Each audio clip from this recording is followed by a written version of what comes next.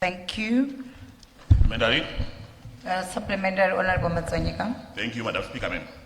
Madam Speaker, we have seen in the past individuals holding millions of cash, distributing and making donations. My supplementary question, therefore, Madam Speaker, is the Exchange Control Act of this country provides for limits on withdrawals of cash from our banking sector. Does the Minister of Home Affairs investigate such people, such as Wicknell Chivayo and other alleged philanthropists? I thank you. Honorable Minister. Thank you, Madam Speaker, ma'am. I would like to thank the Honourable Member for the supplementary question. The Honourable Member clearly stated that cash withdrawals have a limit of 10,000 US. But that doesn't translate to an offence if someone has more than 10,000. What is limited is the withdrawal, and that is controlled by the banks themselves. So if the banks allow a maximum of 10,000, I'm sure that is what is happening. And if it's not, then that falls under the RBZ and probably the Minister of Finance who happens to be here. But as to people having more than 10,000 US dollars, I would defer that question to the Minister of Finance if that amounts to an offence. I thank you, Madam Speaker.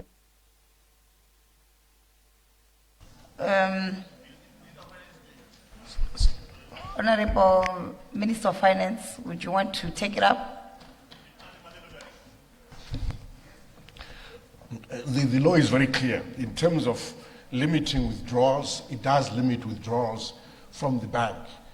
But you can keep withdrawing for the next 10 days or 30 days.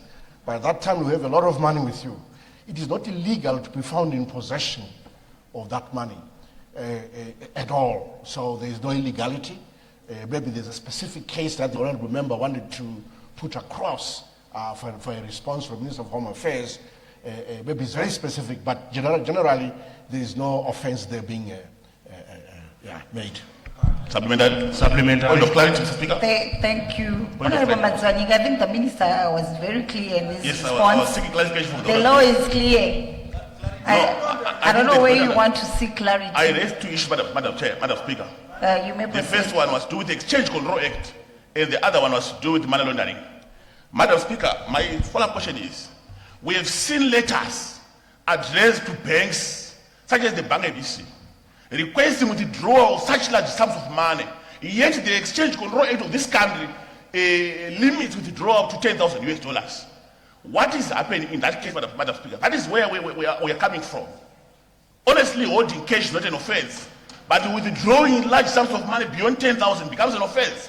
But we have seen banks giving these large sums of money to individuals. Thank you. Point of order, Madam Speaker. What's your point of order? Madam Speaker, we are entertaining social media stories in this house.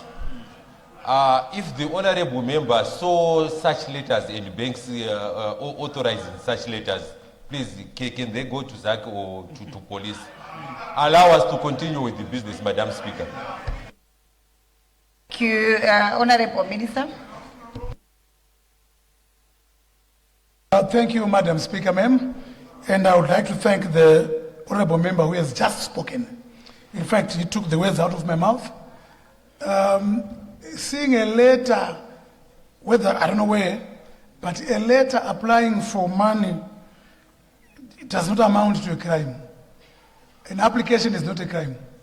But where the Honourable Member feels that money was actually withdrawn, such amounts of money, then in my view, Madam Speaker, ma'am, that's a specific case.